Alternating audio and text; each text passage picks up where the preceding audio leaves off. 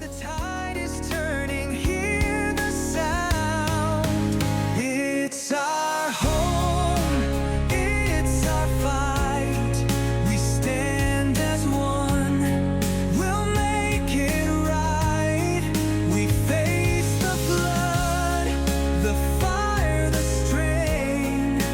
Independence rise, we'll break their chain.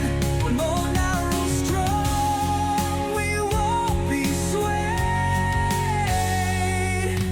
Truth and justice never fade. When it first happened, there were a lot of people complaining about receiving death threats every time they stood up to council or council members. And you know, I've got the 3 boys. I just wanted to keep my circle small and not have any of that happen, because you know the kids and I don't need to live with those threats looming over our heads. Kylie, thank you for coming onto the Monaro Zone.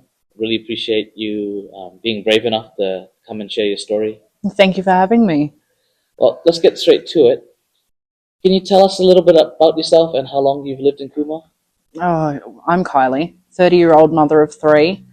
I've lived in Cooma for about 11 years now, I believe. It would be more. I moved. I was here for about a year, and then I moved, and then I come back. And before all of this, what did home mean for you? What was life like before the January 2020 incident?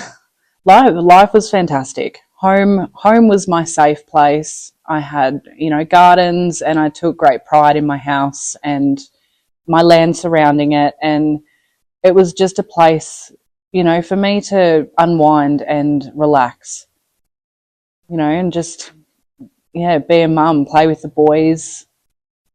So let's go back to January the 4th, 2020. What do you remember from the day? I remember packing the car, getting ready to evacuate because the fires were coming through. We'd gotten home the day before, so on the 3rd we got home. By the skin of our teeth, the highway was just about to be shut. And we got home and we packed the car, and we just, spent all day packing everything essential that we needed to take with us in case we got evacuated. I went out and it was raining ash, and I put the last couple of boxes in the car and decided that we were going to water down the lawn, because it was dead and dry, and the last thing we needed was for the lawn to catch fire. We'd watered the lawn, and we came inside, and I sat down on the lounge that we had, and I looked up at the cameras, and I was like, yep, it's still disgusting out there.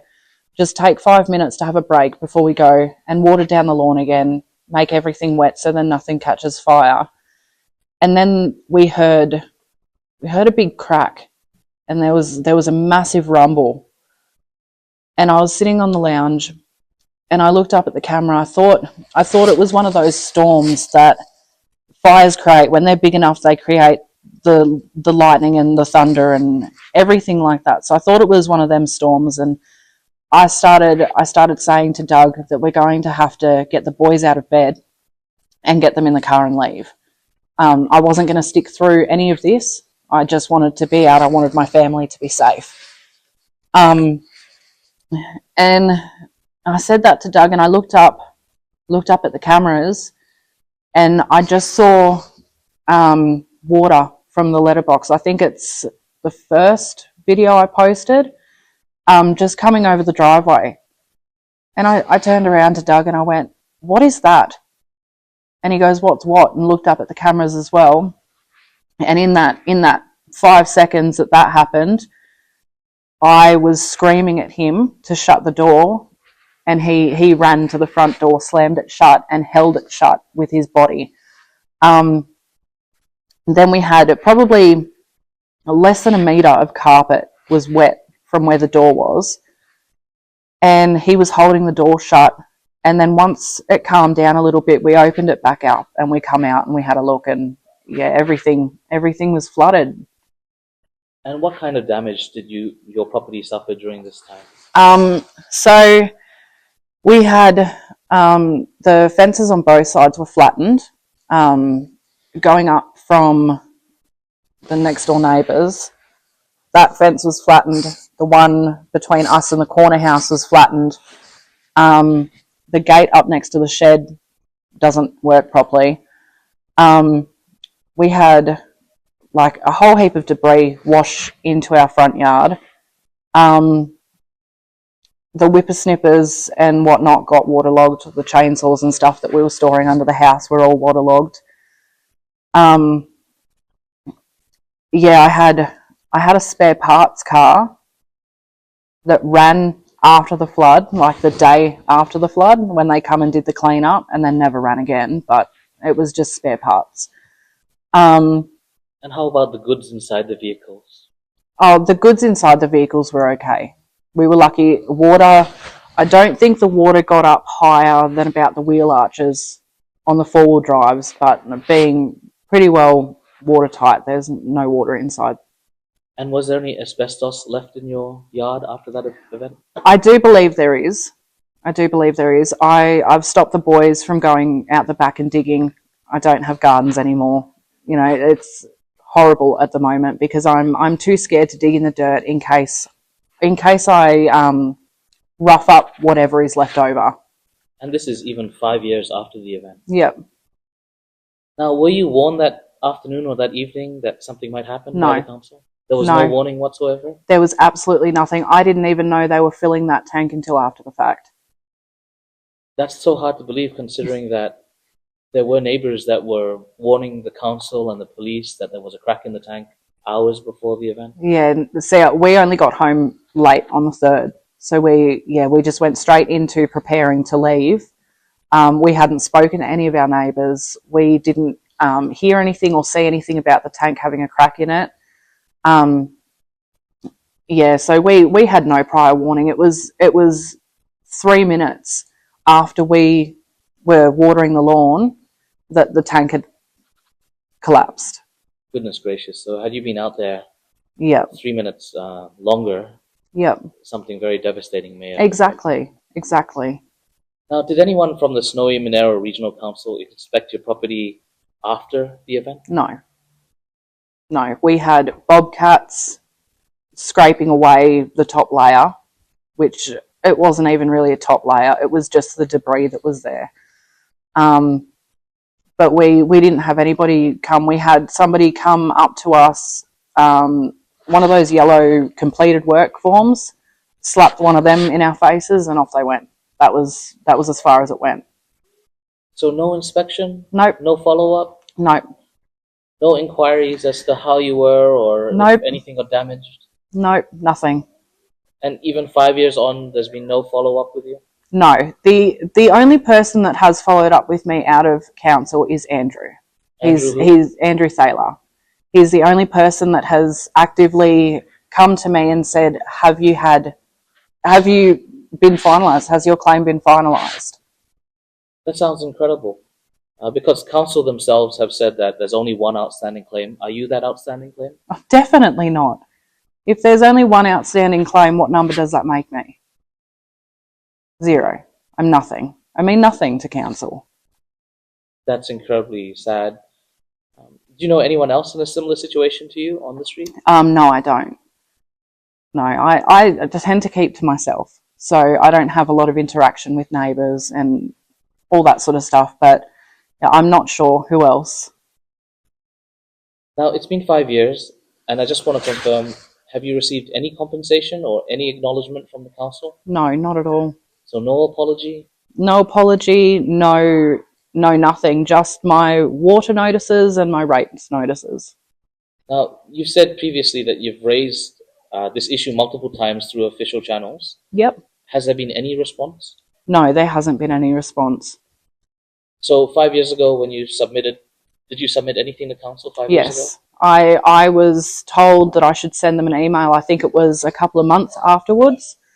I was told that if I wanted anything done, I had to submit a claim via the Snowy Monaro Regional Council email, and I did that. And nothing? Nothing. And so 5 years on, nothing? Still nothing. And so besides Andrew Thaler, there's been no follow-up or no attempt to redress the damage? No follow-up. Nothing at all.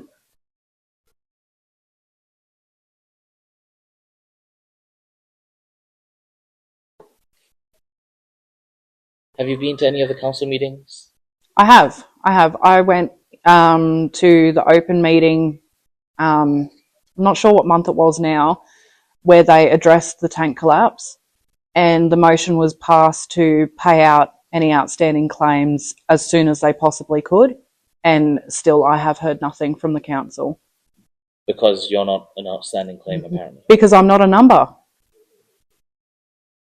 Now, were you aware at any point that asbestos contaminated debris had washed onto your property? Yes. At what point? When Andrew Thaler started bringing it up, I started questioning whether or not asbestos could be on our land. And yeah, it could be.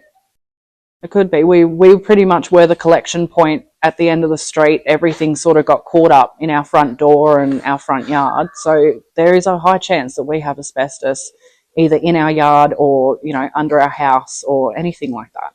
Shortly after the event, a letter went out from, I believe, David Hogan saying that there may have been asbestos. Did you receive that letter? No. Sorry, my apologies, Peter Bascom. No, I didn't receive that letter. And so I suppose if you never received a letter warning you of the asbestos, I'm assuming that there's never been an asbestos clearance certificate provided to you either? No.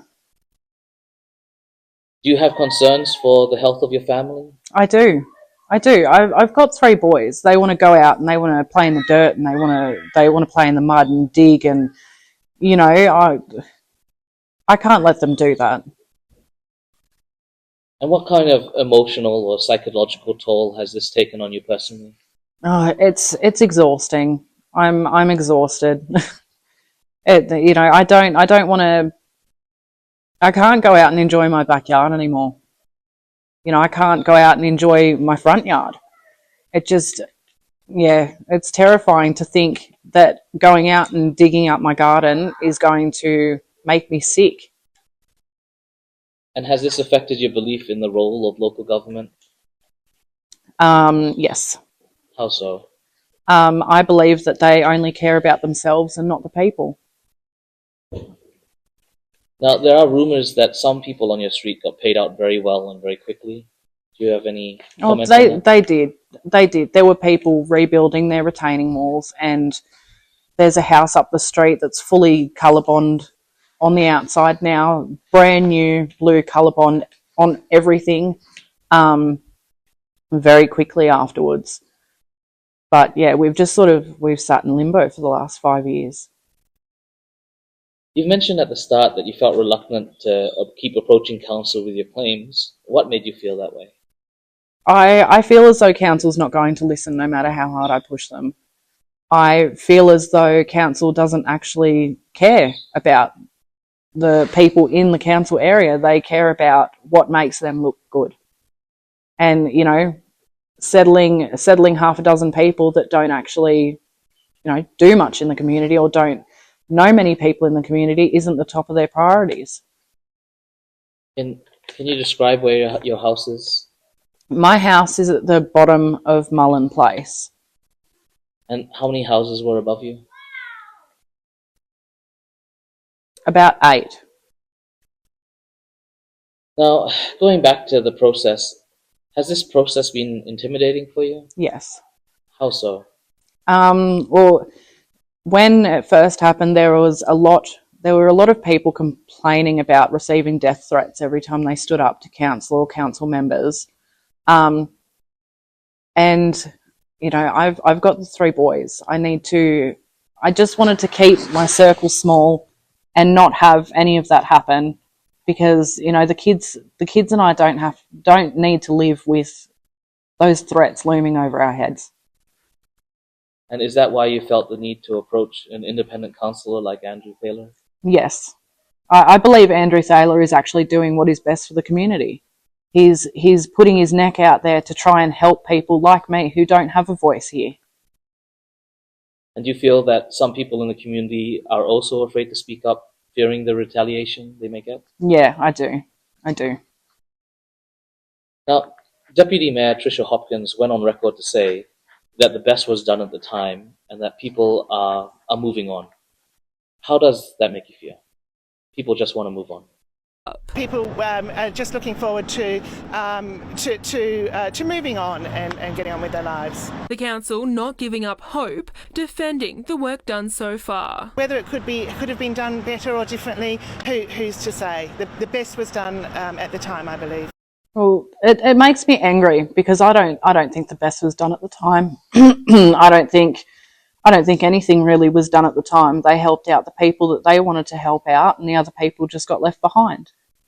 So if they were able to do, or if they did what was best at the time, you know, that's ridiculous. It's absolutely ridiculous.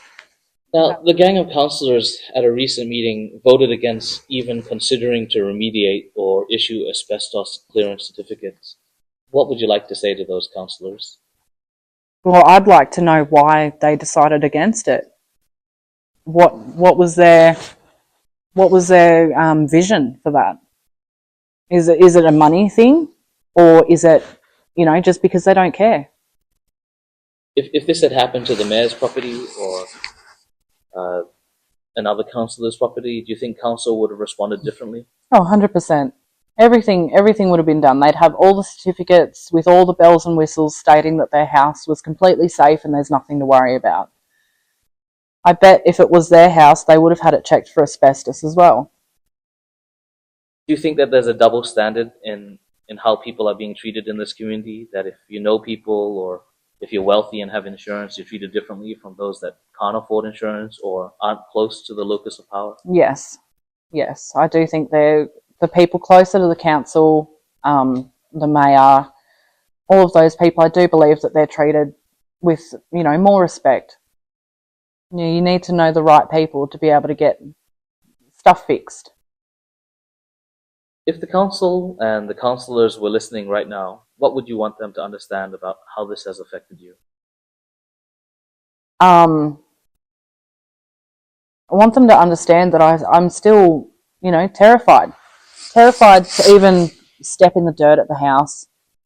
I'm terrified that the one tank that we have left isn't actually stable enough to be able to hold the amount of water it has. You know, they didn't listen with the last one. So if there was a crack in the new one, or the one that's still up there, you know, I just want them to understand that it's hard, it's exhausting.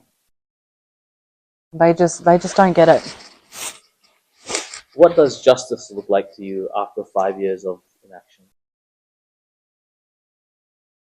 To be honest, it looks like me getting paid out. You know, well, not paid out, but compensated for the damages to the house and the stuff that needs to be replaced. And they need to take accountability for what they've done. Do you think that there are others out there who have stayed silent? I do think there are others. Either others that have just stayed silent, or people that have had the money to be able to just move and not have to deal with it anymore. And what message would you give to those people that are staying silent right now? I think they should speak up. They should, you know, it's not about blame now.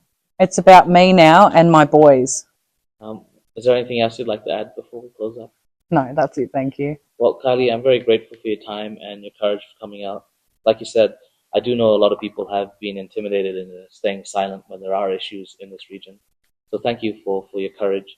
And I do hope that we can get you some remediation for what has occurred. Thank you. Thank you for letting me have my 5 minutes. It's been a pleasure. It's our fight. We stand as one. We'll make it right. We face the flood, the fire, the strain. Independence rise. We'll break their chain. A Monaro strong. We won't be swayed. Truth and